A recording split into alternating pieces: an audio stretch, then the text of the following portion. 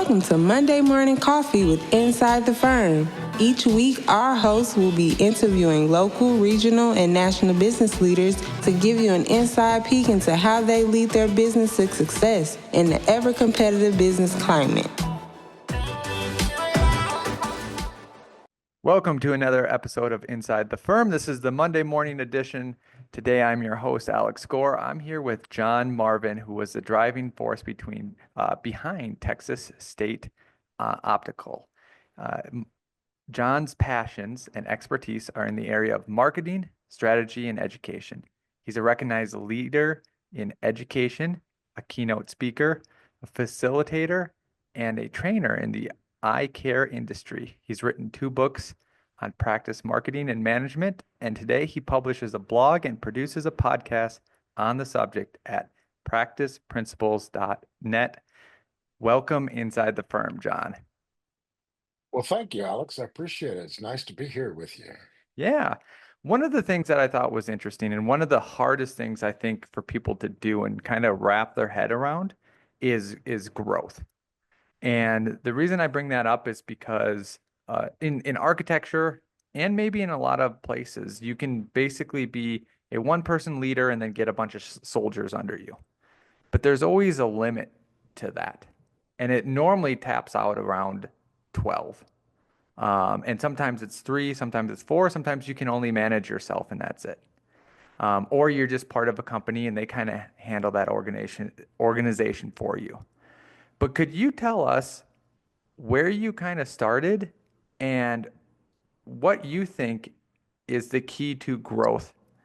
Because one of the things that you did is you oversaw the growth to 127 independent optometry offices throughout Texas, which, is probably top 10 in the United States.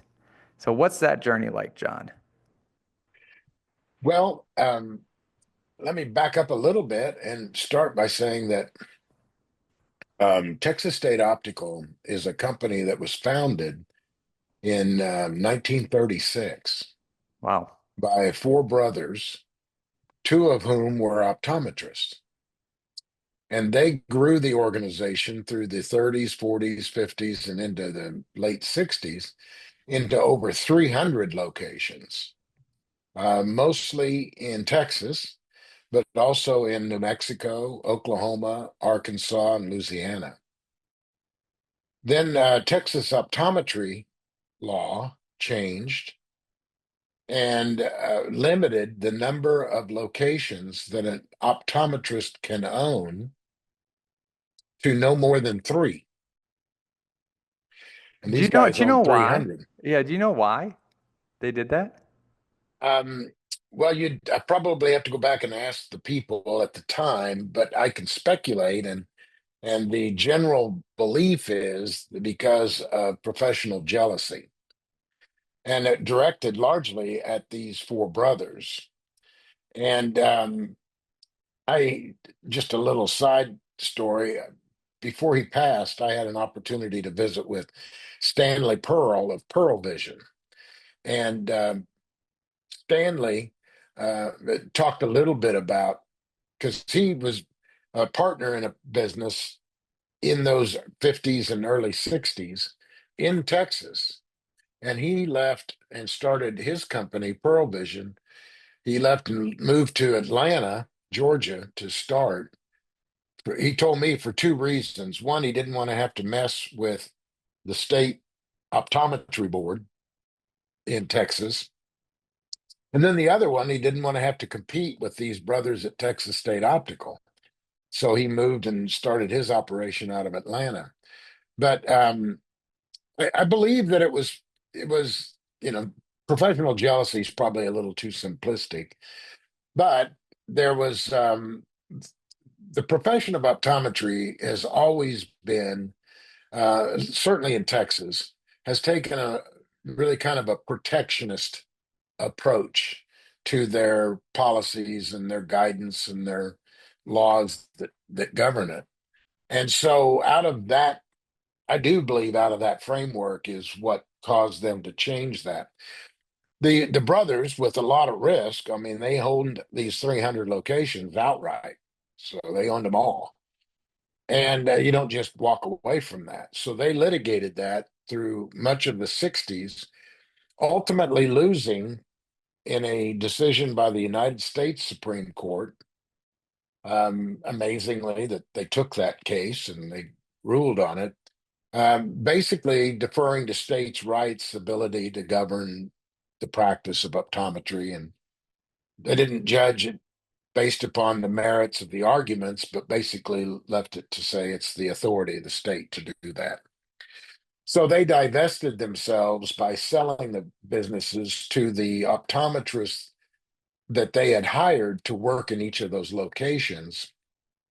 They turned around and said, "You want to buy this?" And so they sold them off during the late 60s and early 70s, and then eventually sold the company itself. And by this time, they had made a lot of money, and they got into real estate development and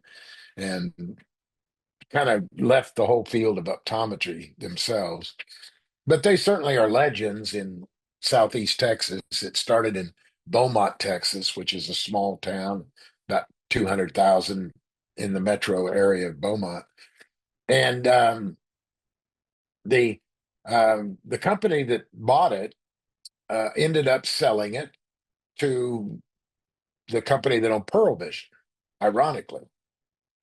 And so Texas State Optical at that time still had around 250 locations.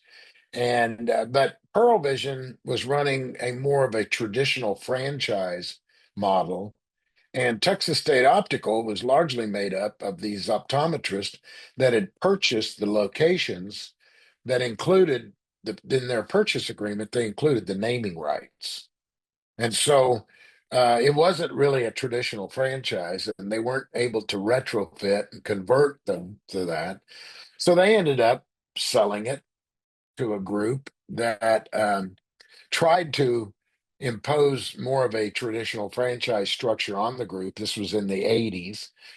And ultimately, that did not succeed and um, ended up being sold again. And by this time, the franchisees, I began working with the franchisees as they were a client of mine. I had a company called Marketing Management Group. We were a marketing research and consumer strategy type of group. Small, it was me and a couple of other people. And so I had done some work for the corporate entity and been introduced to the franchise group that way. And the franchisees at that time, under this new ownership, the most recent at that time in the early 90s, um, were really frustrated with this new owners, and they wanted to form a franchise association. And not really knowing what to do and how to go about doing that, I was referred to them because of my experience in the research side with TSO and helped them do that and worked with them as a client through the 90s. And then in the end of the 90s, when everybody was planning for the new millennium and worried about Y2K and planes falling out of the sky with the computer changes and all of this, we were all doing our I remember that. Yeah. everybody was doing their planning for the new millennium. And it was during a planning discussion with these franchise association leaders that it became somewhat obvious that the only way they were going to realize what they wanted out of it was to own it themselves. And so they decided to approach the owners to purchase it themselves and ask me if I would be involved in negotiating the acquisition on their behalf, which I agreed to do. And about two-thirds of the way through that, when it looked like we were going to be successful, they asked me if I would come on as the new president of the company. And I took that position in January of 2001. Now, I kind of cover some of that background because what had what was important at that time was that the motivation of the franchisees to purchase the company was not one of growth. It was to be left alone because they had been passed around like stepchildren from one foster family to another, basically. Or at least certainly that's the way they felt. And not stepchildren, but foster children. And so they just wanted to be left alone. And they thought, well, if we buy it, then no one can screw with us. And so, you know, as a new president of a company that its primary customers wanted to be left alone, I mean, that's all right, you know.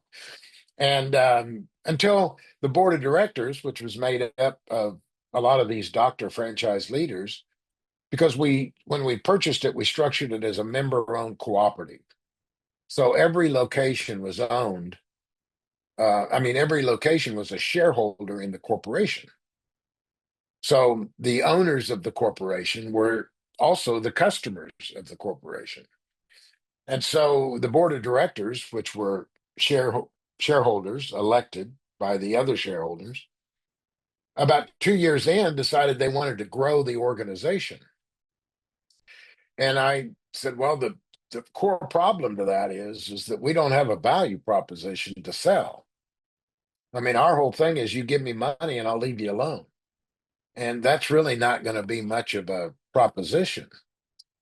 Well, what we ended up doing because of the acquisition, I say we bought the company, what we really bought was the rights to the trademark and the brand itself, which was legendary. I think that's not an overstatement.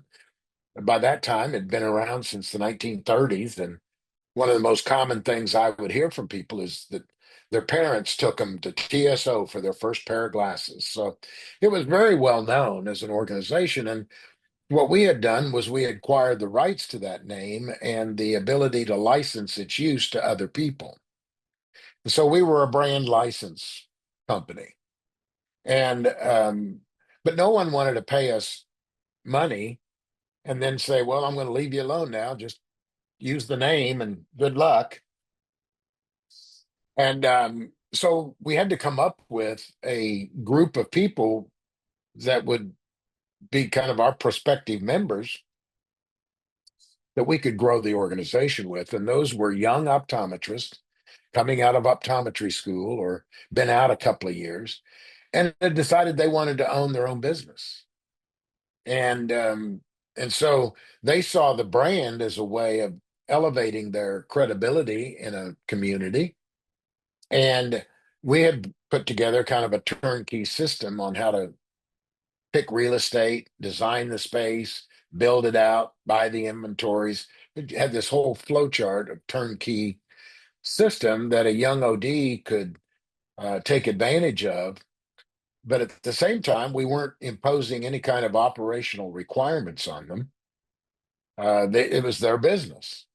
The financing to do this was all secured in their name. And we started off and ended up opening about 85 locations over the course of about 10, 15 years and had done really well with that. And it had gotten very predictable in terms of, I was pretty confident that I could tell you, here's what you'll do your first year, your third year, and your fifth year in revenue.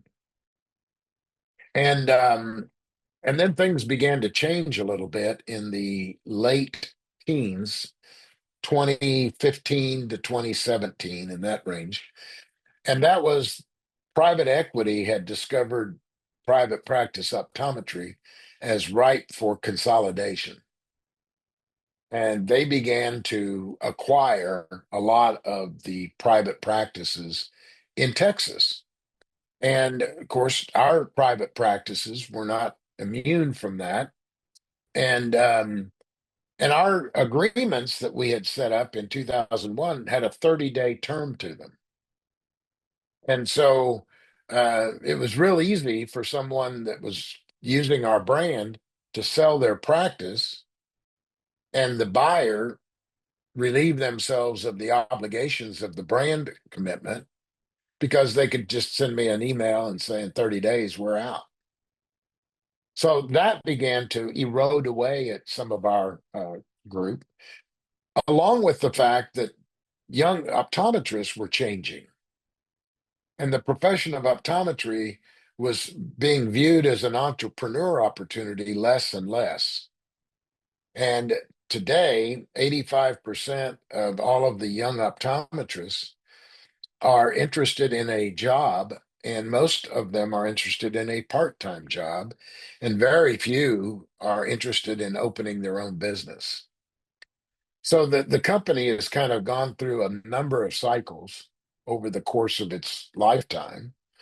And today we are faced with a few challenges in terms of growing locations. And so that's kind of what my my my full time, that's what I focus on, is how do we work with young ODs, the few that are still left, and then also how do we address these issues with consolidation that are still going on. I'm not exactly sure whether I answered your question, but I No, did want to that's give you fine. the That's a great, context of the history of it all. yeah. And Well, let's lean into that then, because one of the things, if you have any sort of practice, doesn't matter what area it's in, you kind of need to know the voice of your customer or understanding their behavior. mhm, mhm. How do you tackle that, and how do you advise the people in TSO to tackle that?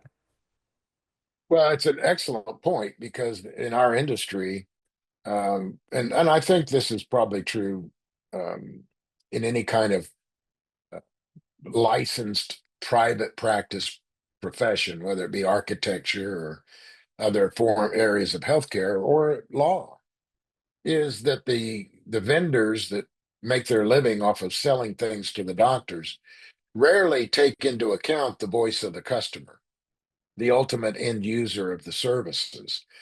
And that's how I first was introduced to TSO. I got hired to perform consumer research, and it was because of a large base of research that I had done for them that I had a real understanding of the business. And that is missing in a lot of licensed professions, but certainly was missing in optometry. One of the things that I've always considered to be important is to continue that listening to the customer. And so every year we have some aspect of consumer research that we do in a formalized project where we are learning about their behaviors and their preferences and what they look for when they go to purchase eyewear or get eye exams. And we're one of the few groups in the country that do that. Most everyone else is somewhat insular, and the vendor community just is satisfied with keeping the doctors happy. And what we're seeing is a growing disparity in terms of the delivery of services. They're being consolidated under corporate umbrellas, which take a more structured approach to consumer listening, and this independent voices out there that typically don't, that believe they can just um, by virtue of the fact that I've been doing this for 20 years, I know what my customers want, and then become surprised when something like Warby Parker comes along or Zenny Optical comes along. They're Yep. going, "What? What? How did that happen?" And well, it's because we're not listening to the customer, and so we continue to place a very high priority on that, and I think that gives us a big advantage to always, because ultimately they're the only ones whose opinion matters.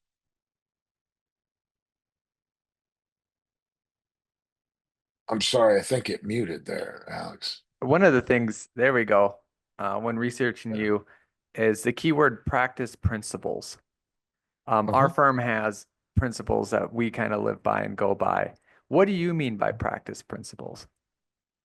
Well, I think that any endeavor, whether it be if you want to be the best golfer or you want to be the best in business, you there are a set of basic operating principles that you have to embrace, understand, and then embrace to be successful. And so the meaning actually has a double entendre. One is what I just described.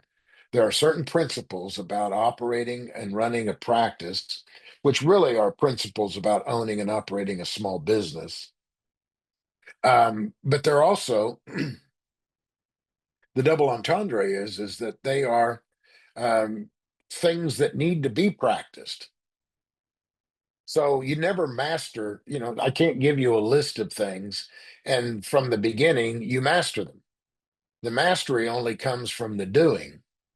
And so only through practice can you master these basic principles.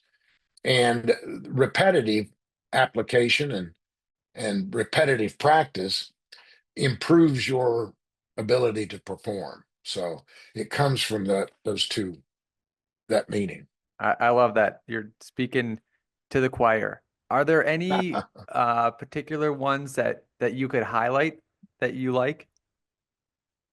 Well, some of them are cliche, and that means like the customer's always right.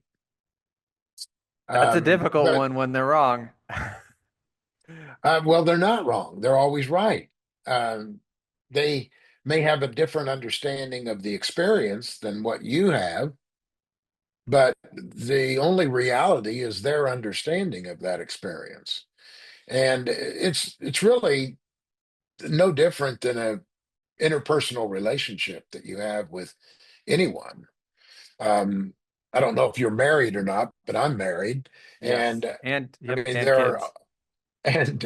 yeah, and I have children and grandchildren, and oftentimes I feel like my wife is wrong, but I never really get anywhere by taking that position. It's only in the effort on my part to understand why they're right or what their experience has been in terms of the issue we're talking about. And it's that effort of understanding that the empathy is expressed and people then begin to come closer together. I think another one is the importance of intentionality. And you don't just become better. You talked earlier about growth and how you manage people and how you bring people along. I'm a big believer that unless you're personally committed to your own personal growth, you're never in a position to help others grow. And by focusing first on myself and how I can become better, I am better able to connect with either the people I manage or people that are important to me, like my spouse and my children. To but the improvement in those relationships come from me working on me. And one of the big important aspects of that is being intentional about that work because it doesn't just happen. You don't just become, 70 years of age and now all of a sudden you've grown a lot versus being 50 years of age.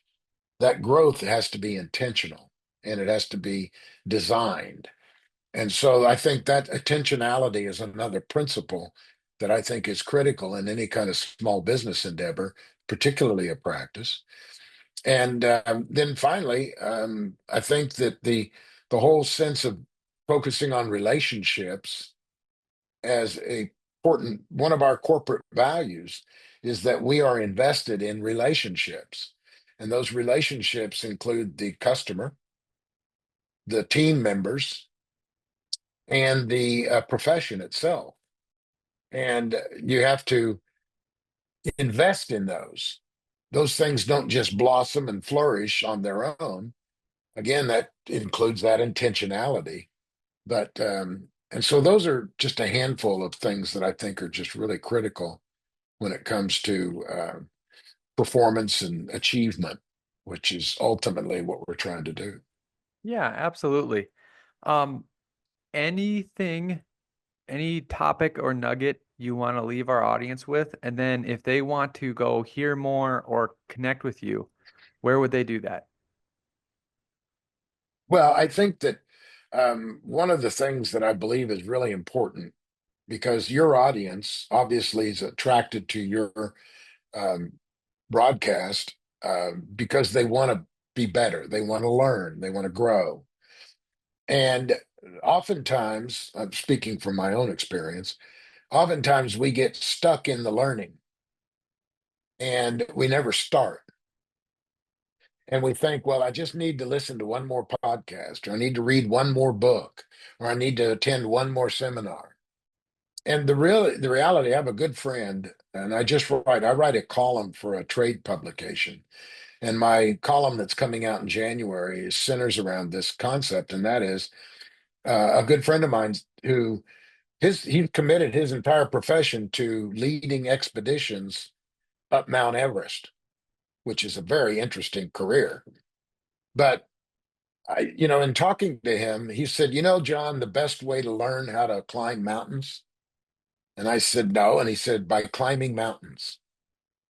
And so my nugget would be get started, get started. Just go do what it is you want to do, and you will learn as you grow. Now, it doesn't mean you quit listening to podcasts or you quit reading books, but start moving in the direction you want to grow in, and you will grow from the doing. You'll learn it from the doing of it. For people to get in touch with me, tso.com is our website. And there's a place on there for you to contact us, and you can certainly reach me that way. But my email address is jdmarvin@tso.com. And if people want to send me an email, I'd be happy to reply to them. And if I can be of any value whatsoever, I'd be happy to do so. John, I just want to reiterate that point. For anyone who is thinking about it starting off on any adventure, now is your calling to do the first step of the actual work. Whatever and however small that can be, take that first step. And then before you're done with that first step, say what the next step is going to be. And then keep going from there. So every time you end, you have an end of, okay, I didn't finish this, or I did, and next Tuesday or whenever it is when I'm going to take the next step. So I think that was absolutely great, John. Thank you for being a guest on Inside the Firm Monday Morning Coffee Edition. Thank you, Alex.